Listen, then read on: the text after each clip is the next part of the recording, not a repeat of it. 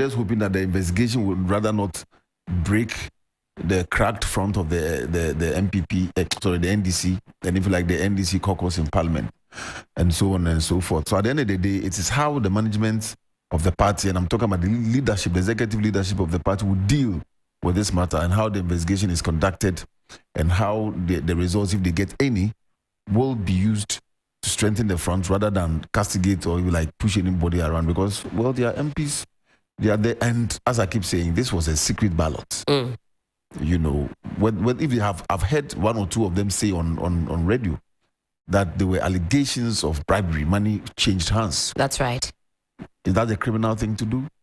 And we'll get a playback of that. A number of reactions from MPs from both sides if you are an of the MP House. and you take money to influence the way you vote, what does the criminal law of this state say about that? So for anybody to make an allegation like that, the person must be standing on some concrete evidence.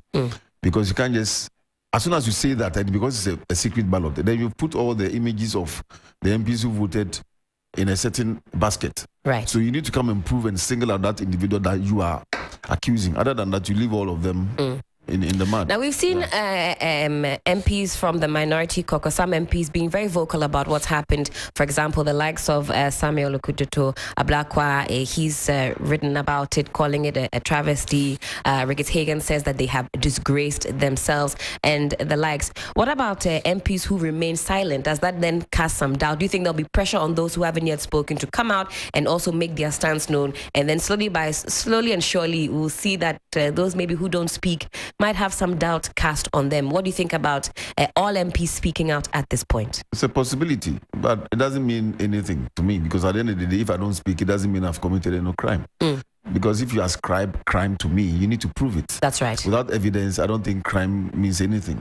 So the fact that somebody is quiet doesn't mean that the person has done it. But maybe he just doesn't want to comment because he doesn't have any reason to comment, or he doesn't even have any proof of, if you like, bribery on anybody's part. So nobody can just jump into that conclusion to suggest that somebody has taken money to vote in a certain way. But these are things that we hear from Parliament all the time, that some MPs take some inducement to vote in a certain way for nominees before the appointments committee and so on and so forth. Right.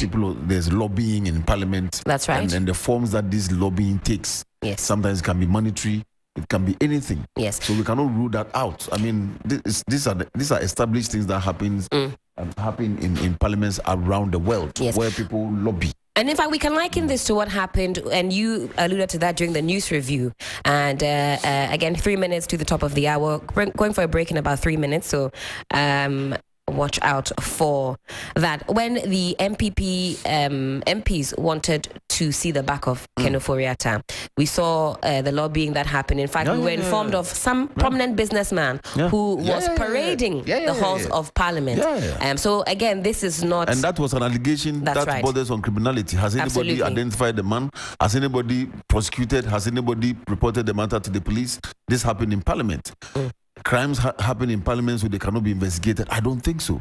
So if anybody is making allegations of bribery, we must look at it, especially when the occupation of the individual who allegedly walked into that chamber and made that presentation to some MPs, allegedly made that presentation as a businessman, then it means his identity can be established. So whoever said that, whoever made that first pronouncement that a certain businessman walked into the chamber of Parliament, I believe it was Osei Mensah, then we should hold him accountable.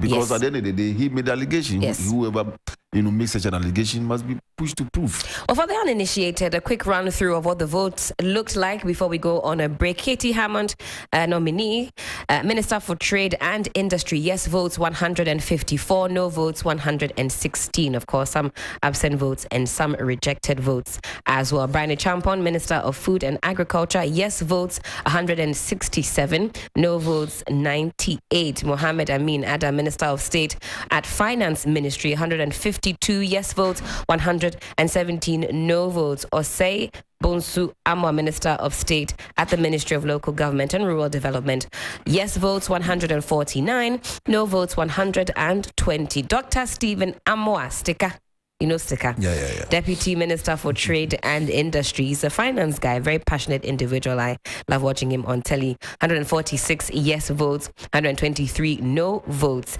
Stephen Asamoah Boateng, beg your pardon, Minister for Religious and Chieftaincy Affairs, 147 yes votes, 122 no votes. And that's the breakdown as per the voting that happened that has caused all types of fracas, which we're going to be uncovering and delving into some more as we progress on the show. Can you convince me to trust you as a Minister of State, considering what happened at Labaoleshi? But you are my friend. It doesn't matter.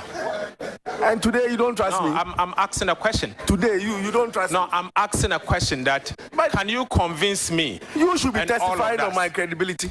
No, it's not about credibility. I said convince me. We are here for the people of Ghana. Okay, so we have to ask the questions that are needed. And I'm asking the questions. I have to. Please, your mic's off. Cylinder recirculation model. Eye dwumadie foforo ye dia ba. Ebe boa pa. Eno ani se